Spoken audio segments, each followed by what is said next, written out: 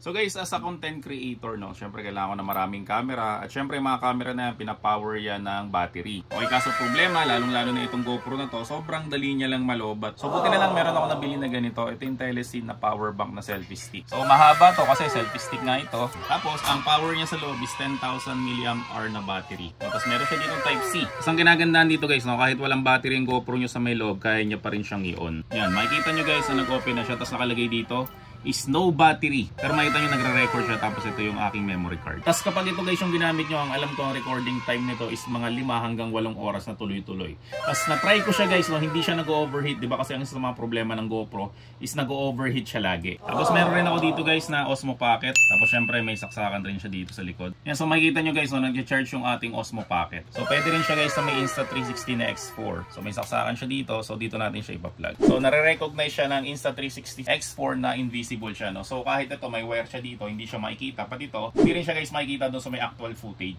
And lastly guys, syempre pwede rin siya sa may cellphone nyo. So bibili lang kayo ng ganito na mount. Yan. So pwede na kayo mag-video guys, no, nang hindi kayo nag-aalala na malulobat kayo. So guys, sa mga gusto mag-avail nito, na maglalagay ako ng link sa may description section ng video na to. At make sure na yung link na yun na i-click nyo, no, para siguradong ito mismo yung mabibili nyo na produkto.